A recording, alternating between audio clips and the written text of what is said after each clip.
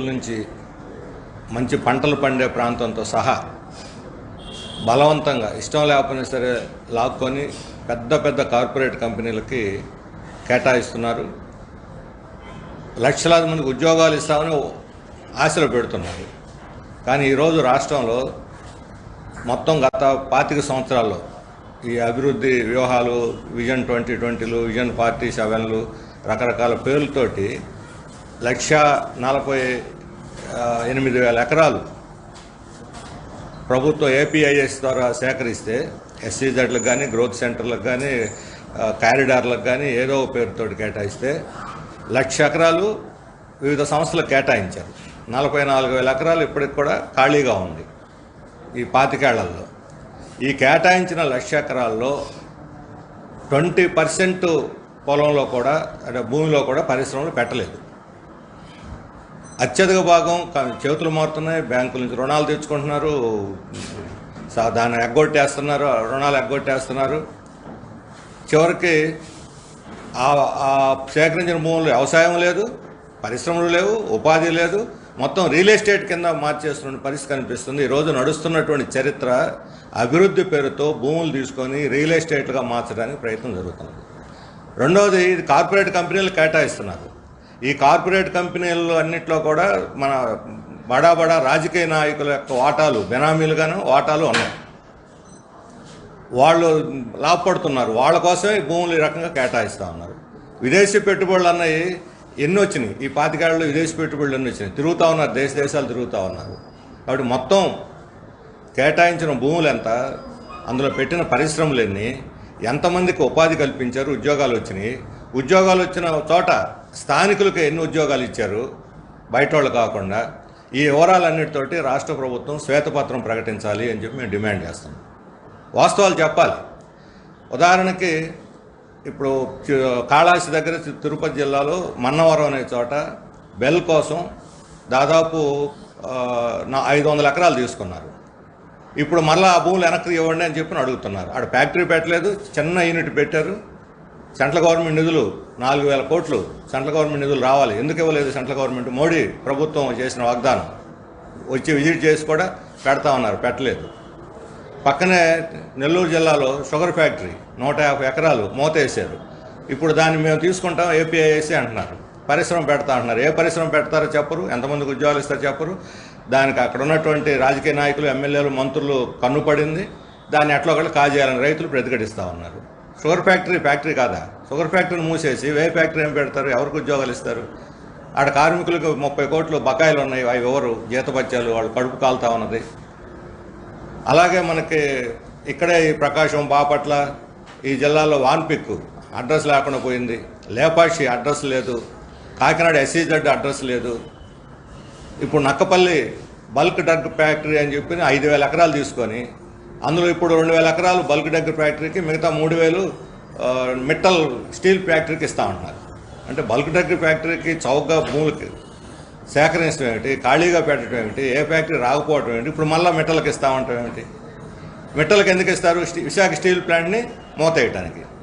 Visakha steel ప్లాంట్లో 30,000 మంది కార్మికులు పనిచేస్తున్నారు. వాళ్ళని ఇళ్లకు పంపించి 20,000 మందికి ఉద్యోగాలు ఇస్తారట ఇక్కడ మిట్టలు. అంటే ఏమిటిది? ఇదేనా ఉపాధి కల్పించే మార్గం అని చెప్పి అంటున్నాను. అందుకని దీని మీద ఒక సమగ్రమైనటువంటి విచారణ జరగాలి. దానికి మొత్తం వాస్తవాలతో సహా శ్వేతపత్రం ప్రకటించాలి. భవిష్యత్తులో ల్యాండ్ అలాట్మెంట్స్ వేటికైనా సరే ఒక న్యాయ విచారణ కమిటీని పెట్టి ఆ కమిటీ స్క్రూటినీ తర్వాతే భూమి కేటాయించాలి తప్ప ప్రభుత్వం యొక్క రాజకీయ ప్రయోజనాల కోసం ఇష్టానుసారంగా ఈ కార్పొరేట్ కంపెనీలకి, రాజకీయ నాయకులు బెనామీలుగా ఉండే కంపెనీలు కేటాయించడానికి లేదు. ఇట్లా కేటాయిస్తే అటు వ్యవసాయం దెబ్బతింటుంది, ఇటు పరిశ్రమల అభివృద్ధిగా రాష్ట్రం సర్వనాశనం అయిపోతుంది. విజన్ల తర్వాత సంగతి రాష్ట్రం అభివృద్ధి అయ్యేటువంటిది కూడా మనకి కనిపించదు. ఇప్పుడు ఈ జిల్లాలో తీసుకుంటే ఈ జిల్లా మరీ అధ్వానంగా ఉంది. ప్రకాశం జిల్లా అత్యంత వెనుకబడిన జిల్లా. ఈ జిల్లా అనేది ఉద్ధరిస్తామని చెబుతూనే ఉన్నారు. కేంద్ర ఆర్థిక మంత్రి మన బడ్జెట్ స్పీచ్లో కూడా చెప్పిన వెనుకబడిన ప్రాంతం కింద గుర్తిస్తున్నామని చెప్పని ఏమి ఉద్ధరించారు? ఈ జిల్లాను ఉద్ధరించింది ఏమిటి? ఇప్పుడు విజన్ 47 పేరుతో అన్ని జిల్లాలకి విజన్ డాక్యుమెంట్లు, స్వర్ణాంధ్ర ప్రకాశం విజన్, స్వర్ణాంధ్ర నెల్లూరు విజన్, ఇట్లా విజన్లు తయారవుతా ఉన్నాయి. ఈ జిల్లా పరిస్థితి చూసుకుంటే ఇక్కడ మనకి నిమ్స్ పేరుతోటి పామూరు దగ్గర 2000 ఎకరాలు సేకరించారు. మొత్తం 7000 ఎకరాలు అని చెప్పి 2000 ఎకరాలు సేకరించి ఇప్పుడు సేకరించి 14 సంవత్సరాలు అయింది. ఇంతవరకు ఒక్క పరిశ్రమ పెట్టలో ఒక ఉపాధి లేదు, ఒక్క పరిశ్రమ లేదు, ఒక ఉపాధి లేదు. 2000 ఎకరాలు సేకరించారు. ఏం అభివృద్ధి ఏమిటి? చెప్పిన మాటకి చేసిన పనికి ఏమైనా సంబంధం ఉందని అడుగుతున్నాం మేము.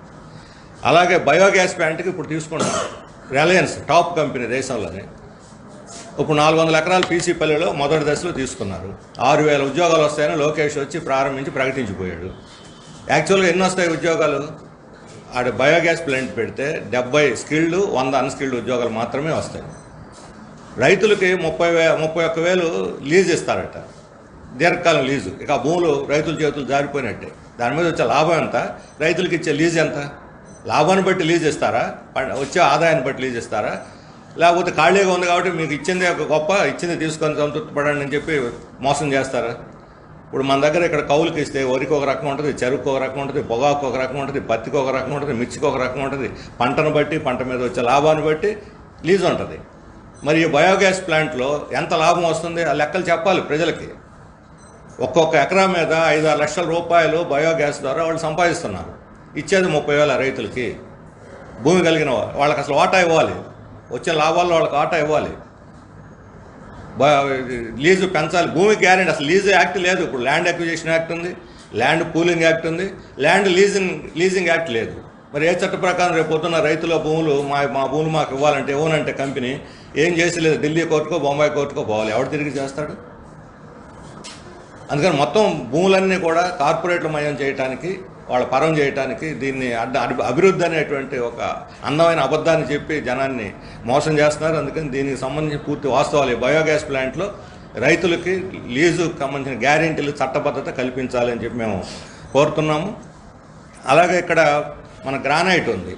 ఇప్పుడు మార్కాపురంలో పలకల ఫ్యాక్టరీ, ఇప్పుడు దాదాపు 10,000 మంది పనిచేసే మార్కాపురం పలకల ఫ్యాక్టరీలో 1,000 మంది పనిచేస్తున్నారు. ఇప్పుడు క్వారీల్లో కానీ పరిశ్రమలో కానీ 1000 మంది, 10,000 మంది చేసేవాడు 1000 మంది. ఎందుకని? కేంద్ర ప్రభుత్వం దీని మీద 25% జీఎస్టీ వేసింది. 25% పలకలు ఏమిటి? దానికి ఉన్న వ్యాపారం ఎంత? దానికి వచ్చే లాభం ఎంత? 28% జీఎస్టీ ఏమిటి? మతుండేవాళ్ళు చేసే పనేనా? మొత్తం ఈ కేంద్ర ప్రభుత్వం యొక్క అసమర్థ విధానాల వల్ల ఇది మూతపడిపోయే పరిస్థితి వచ్చేసింది. మొత్తం 9,000 మందికి ఉపాధి లేకుండా పోయింది. మీరు ఇచ్చే ఉద్యోగాలన్నీ, ఉన్న ఊడగొడుతున్న ఉద్యోగాలన్నీ.